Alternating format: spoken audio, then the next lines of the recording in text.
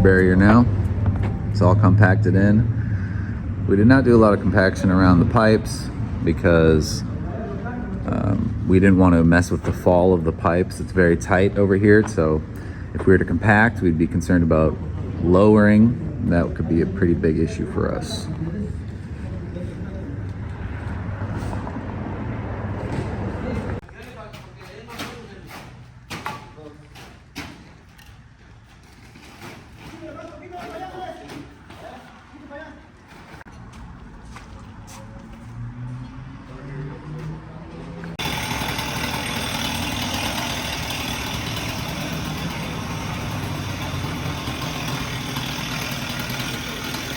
Well, I just got finished laying all this rebar by myself. It only took me 30 minutes. I'm just kidding, that's the team out there. They're doing a great job. It's running very quickly. We have vapor barrier everywhere. We were just discussing how we may need the vapor barrier to be taped to the existing concrete or something like that, so it's a continuous barrier. I don't know if these penetrations need to be sealed a little further. But all of our plumbing is covered. We're not going to fill anything with concrete. That's a big issue if you have that. This giant footer we may not even need. We're attempting to mount everything to columns, but the engineer called for it, so we have an enormous footing that goes 20 inches down, and it's actually concrete down there. So all of this column is sitting on a giant footing of concrete, and we just made a bigger footing of concrete to sit on it. So that's not going anywhere. We have another one over there in that corner.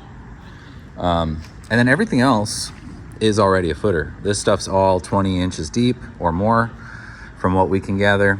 And all of our columns are inset to the wall, and our engineers wanted us to have about 2.5 feet stick out back each way, so we're good. So we didn't have to do much there.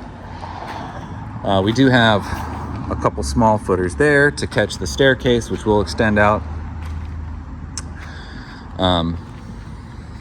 Tomorrow, once all the stuff's in, while we're waiting on our inspection, we're going to go back through and try to micro adjust everything, make sure our floor outlets are good and level. You can tell that one's slightly out of level, but once we have rebar we can tie it to, that'll be much stronger. So it's been a great day, ton of progress. It's nice when you hire the best concrete company on earth, Midtex. I highly suggest them. And it's hard to believe, but I mean, we're just a couple days away from having concrete. We've been in the dirt, struggle session, way too much. And it's another exciting day because we got to interview a chef, a potential chef, to run the restaurant at night. So we're going to be a coffee shop from 7 to 4 and a restaurant from 5 to close, 5 to 10, 5 to 11. And we had a chef lined up for that. He's a great guy, but he opened another restaurant, so he's very busy. And that happened because of our delays in construction and really permitting and planning. So we're in the process of finding a new chef, which is, I mean, it's a great opportunity. I love networking with restaurant owners and chefs, so that's what we're doing.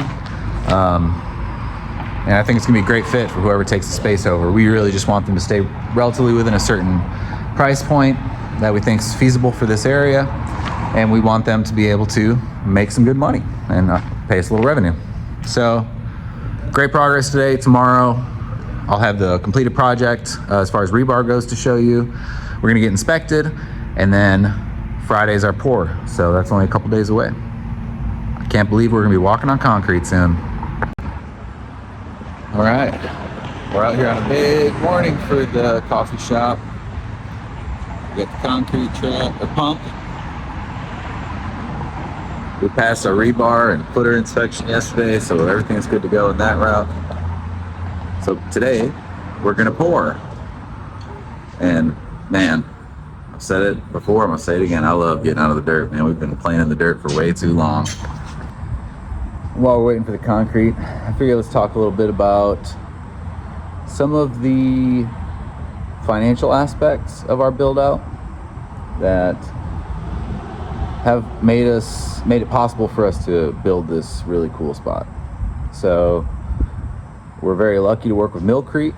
They're the landlords here. They built the building, and they've given us a very nice tenant improvement allowance so that we can put in all this on pretty much a blank slate, right? So I mean, it's no small thing. All the mechanicals are going in, the concrete, everything is pretty much being filled out in this space, as opposed to a lot of other retail spaces you might show up in.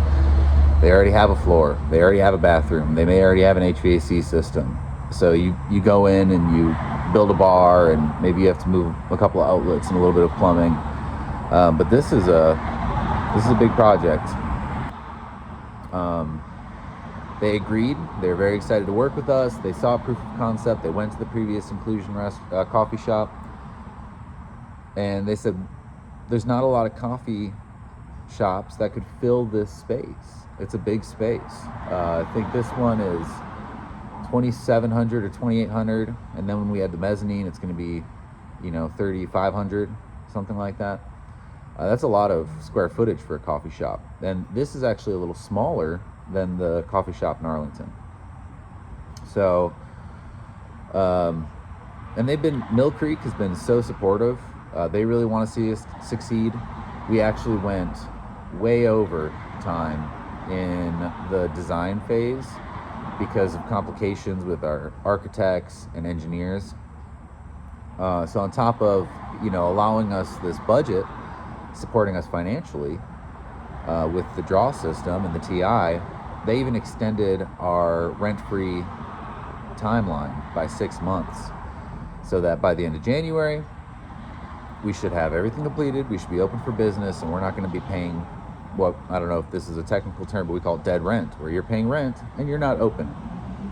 Which, I mean, we would have done it, obviously we would have fulfilled our obligation, but that would have been a tough mountain to climb, because our rent is in excess of $10,000 a month, plus utilities, plus everything else. So that was a big deal. We didn't even have to ask for it.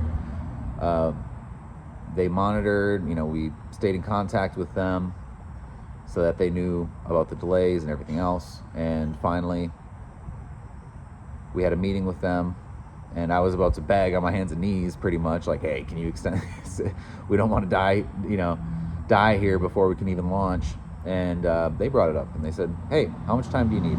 We'll make sure you have that time. So, kudos to Mill Creek. They've been excellent with us, and we're really excited to work with them for a long time. So let's talk a little bit about next steps. So obviously we're getting the concrete in today. That's seems like a huge step. And when we were designing all of this and we were creating our construction plan, so a timeline regarding when we want this done, when we want this done, when we want this done, the thing that we kept coming back to is race to the mezzanine. We need concrete and footers in place to erect the mezzanine, and you really need that mezzanine in place to define the location of so many things, right? We can't build walls until the mezzanine's there, so we can't build any of the bathrooms. We can't really build the bar until the mezzanine's there, because you need to be able to operate machinery in there to lift the I-beams and things of this nature. And also our mechanical room is on the second floor in the mezzanine, so we can't do much of the mechanical work until it's in place. So after the concrete's in, we have decided the next step is going to be carefully lay out and measure all of the steel for the I-beams, the footers, for the mezzanine, all the beams that are going to carry the load, the columns that are going to carry load, the I-beams that are going to transfer it down to the columns and then to the concrete. And we're going to carefully measure that, because we can have all of that pre-cut before it shows up on site. If we can really dial in those measurements, know where everything's going to go, have everything carefully in place, and order everything pre-cut, all of our plates pre-drilled, it's just going to save us so much time. I don't know if you've tried to cut through an I-beam before. It's challenging. and drilling all those holes in the plates and in the I-beams is challenging. I think we probably are going to have to drill the I-beam, or we might use an acetylene torch. I think that might be faster, but that's the big step. It's race to the mezzanine, so that we can lay everything else out. Once that's in place, the shop's going to kind of have its final form. We'll be able to put the bathrooms in, put the kitchen in, build the bar, all that sort of stuff. We're going to try to build the mezzanine in 2 weeks. That's what I have on my construction setup, our construction timeline. And last night we were reviewing everything that we need to order, have in place. We need our structural welder on site. I will not be welding. I've never welded before. I'd like to learn a little bit here, but nothing structural. So we're going to need to have a scissor lift, some other equipment in there to raise the steel members into place. We're going to have a big welder. We're looking at probably a tow-along exterior, either propane or diesel powered. And we're going to bolt it and weld it all together. Another couple things we're going to have to do we have to x-ray all of the concrete columns that we are going to attempt to fasten some of the hanging members to. We have to make sure that we're not going to drill into rebar that's already placed in there. So that's a trade that's going to have to get done. And then once the mezzanine's in, it's off to mechanicals. While we're waiting on mechanicals, we can build walls, get those in place, start looking at insulation and drywall and some of the more affordable trades. We'll pick along there if there's any delays in getting the mechanical stuff in. And what I'm really looking forward to is kind of a slower week next week. We're going to come out and measure the steel members like I talked about, and I'm rambling, so I'll stop there, but a lot of exciting stuff to come, and I cannot wait to have concrete down so we are out of the dirt.